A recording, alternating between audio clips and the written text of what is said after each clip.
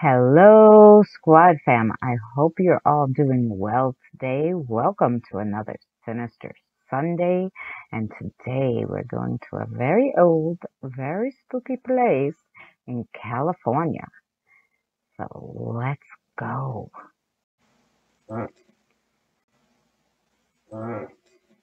Okay, Squad Fam. So, Bodie, California. It is now a ghost town.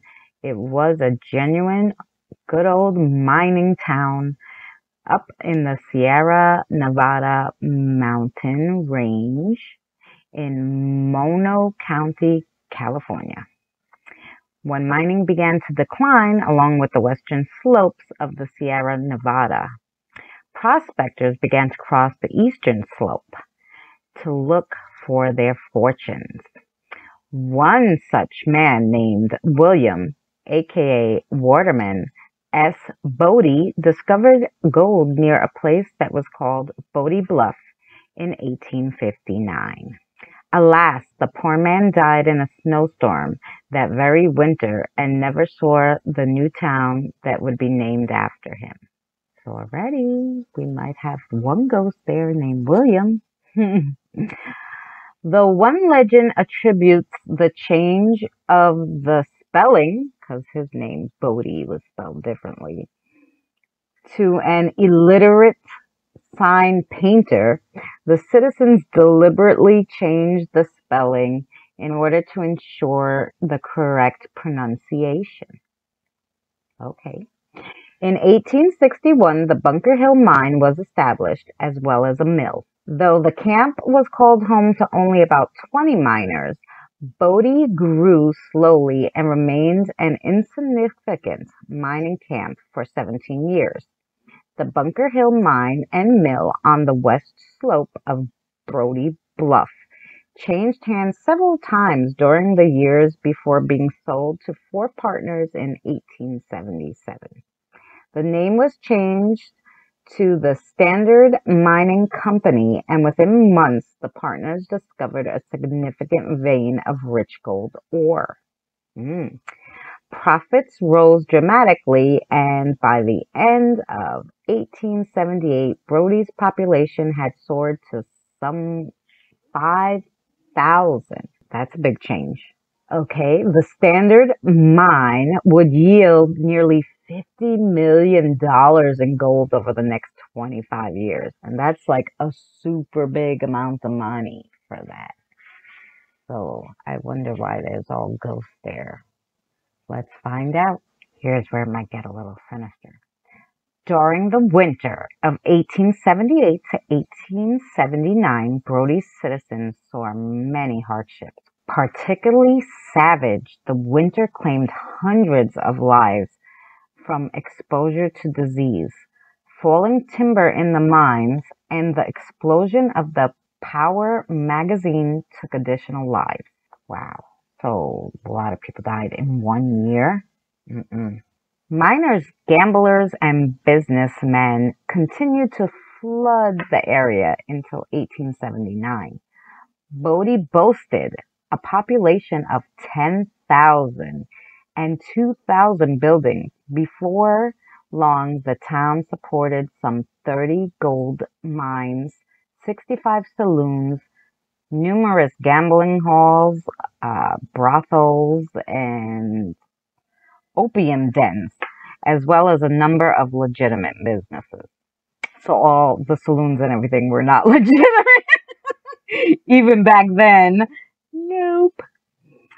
The legitimate businesses included 3 newspapers, several churches, a couple of banks, and a school. The school is a business now. Every other building in a mile-long main street was a saloon.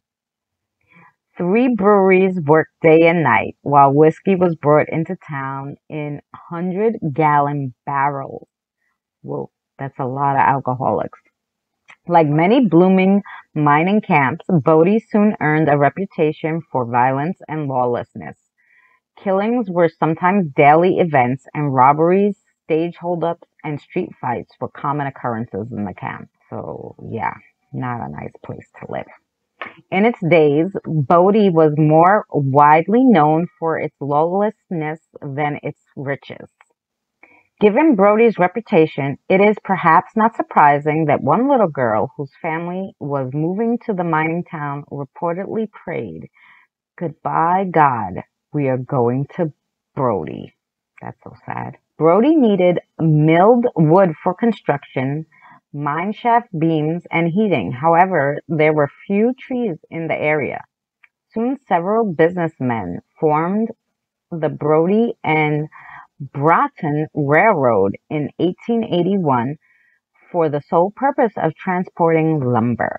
Like other railroads in the West, the Bodie and Broughton Railroad hired inexpensive Chinese labor, much to the outrage of the local unemployed miners. By 1882, the 32-mile-long railroad was in service between Bodie and Mono Mills along the east shore of the Mono Lake. Though the metal rails have long been sold for scrap, you can still see the Railroad Grande not far from the remote eastern shores of Mono Lake. Many immigrants and ex-miners made their homestead around Mono Lake in the hopes of making a simple living off the land. Early Mono Basin ranchers often had plentiful food and livestock and provided supplies to the local mining towns of Bodie. The boom was over just 4 short years later. By 1882, Bodie started to decline. Its population dropped to just 3,000 as several smaller mining companies went bankrupt and people began to leave the area in search of better opportunities. Prior to 1882, there were no churches in Bodie. However, there were 2 preachers, Reverend Hinkler, a Methodist, and Father Cassin, a Catholic. Services were held in private homes and later in the IOOF, Independent Order of Odd Fellows, and the Miners' Union Hall. Despite the decline of the miners, both the Methodist Church and the Catholic Church were built in 1882. The Catholic Church would not survive the later fires of Bodie, but the Methodist Church still stands today. The 2 major miners, the Bodie and the Standards, merged in 1887 and continued to operate successfully for 2 decades. While the boom lasted, some 30 companies produced 400,000 in ore per month for an overall total estimated at $90 to $100 million. Wow, that's a lot of money. In 1892, a fire ravaged much of the business district, further depleting Bodie's population. Additional mines began to close.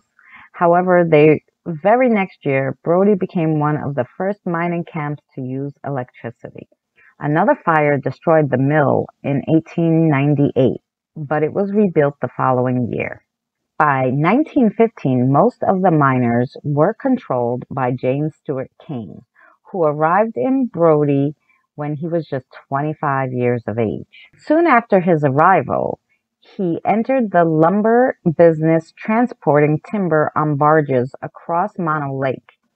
He would grow so successful that eventually he would own the Bodie Bank, lease the Mono Lake Railway and the Timber Company, formerly known as the Bodie and Benton Railroad, we said that right, become the town's principal property owner and the owner of the Standard Mill.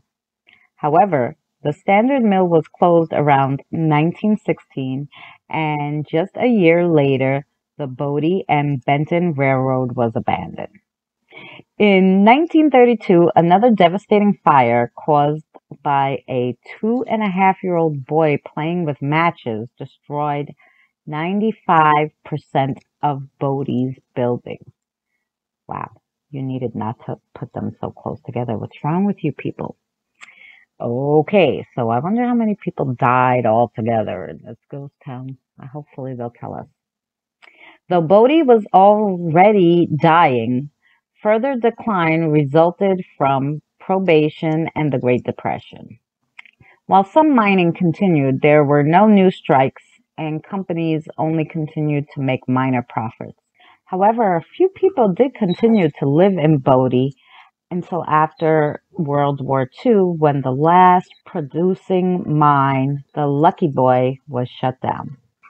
Sinister, yes, very sinister, because by the time the mine shut down, there was only 6 people left in the settlement, and 5 of them would soon die untimely deaths.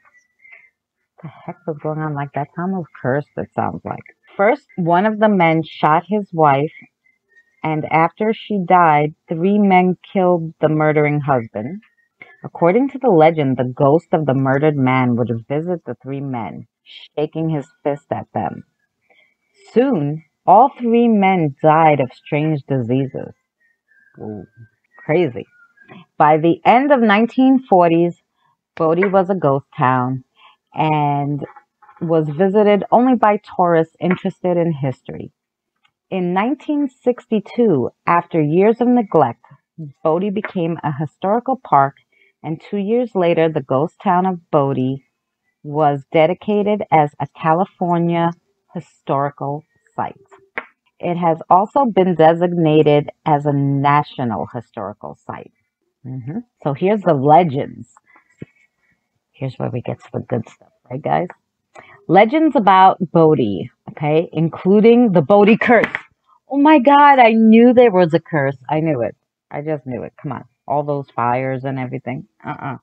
Supposedly, if visitors take anything from this ghost town, even a pebble, they will be cursed with bad luck. Because the whole place is cursed. So if you take something from it, that makes sense. Okay. Misfortune and tragedy are heaped upon the victim until the stolen item is returned. According to the park rangers, many who have taken things eventually return them to the park to rid themselves of the curse. It's probably a ghost they take home with them, but okay, because everything's probably haunted there. The park maintains a logbook of pages and pages of returned items. In the museum, you can see the letters from people who have returned items to the park. The curse is supposedly precipitated by the ghosts of Bodie, who guard against thieves and protect its treasures. Some believe that the curse is nothing more than a superstitious park ranger trying to protect the historical site. However, I, for one, wouldn't take a chance of being haunted by the long-lost souls of Bodie. And you know what? Neither would I. Other ghostly legends have seemingly occurred in this ghost town that is said to be a real ghost town. Let's hear all about that. The J.S. Kane House at the corner of Green and Park Streets is said to be haunted by the ghost of a Chinese maid. Remember, they brought Chinese people over to do work? Families of park rangers who have occupied the house describe the spirit as not liking adults, but who loves children. Ooh, so, like, regular people are just seeing this and going, oh yeah, well, I'll stay away. Let the maid watch the kids. We could go out, honey. You know that's a ghost maid, right?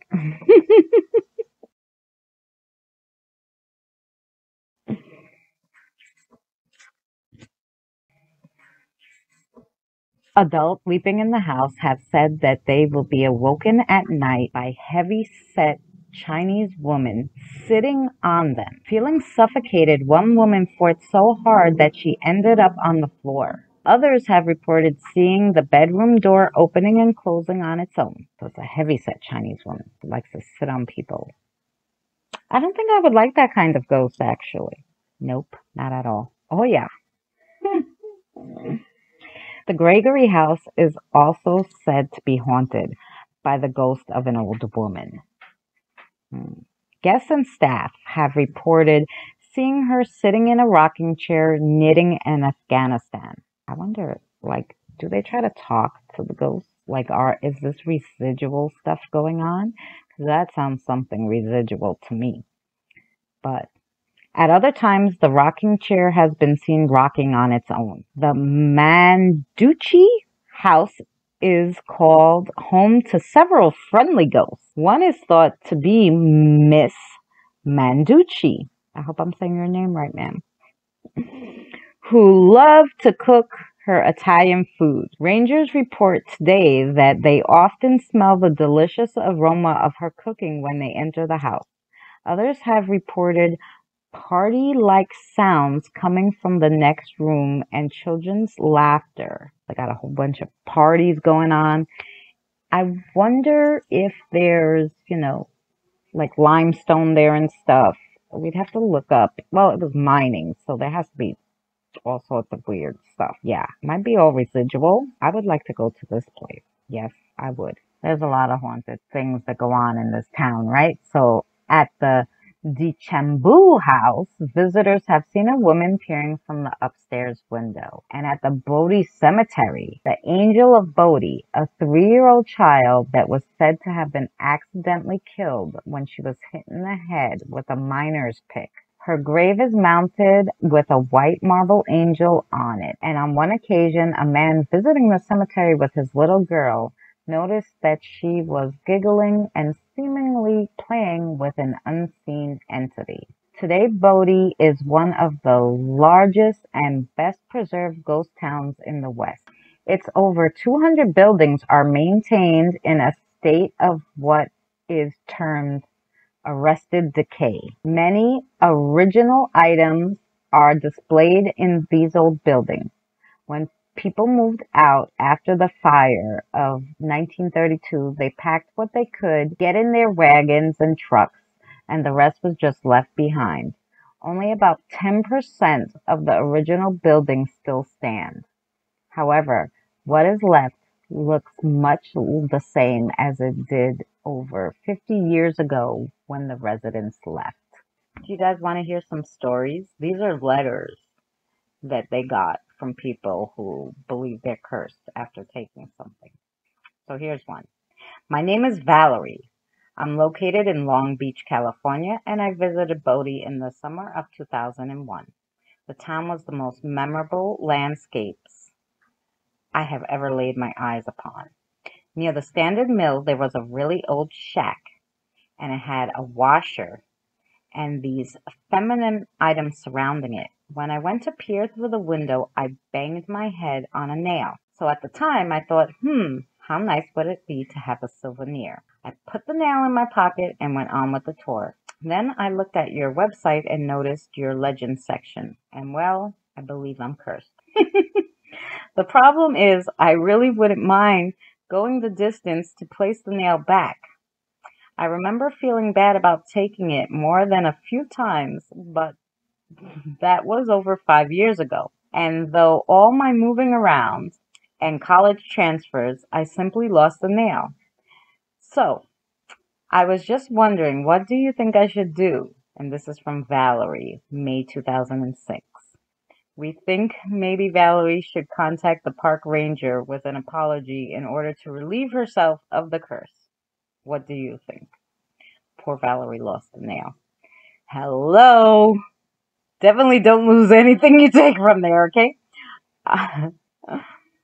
There was a lot of other stories too, guys. Not enough time in this video, but they were scary. So definitely do not take anything from there if you go. Okay, Squad fam. So that was Bodie, California. I hope you enjoyed our little trip there and mini investigation on the history and the ghosts there. And as always, if you're not subscribed, please consider subscribing. Hit that notification bell so you'll be notified of all the content we put out. And if you are subscribed, I hope you're enjoying this series of Sinister Sundays. Give me a thumbs up, like, leave me a comment because I love hearing from you guys. And we will see you on the next adventure.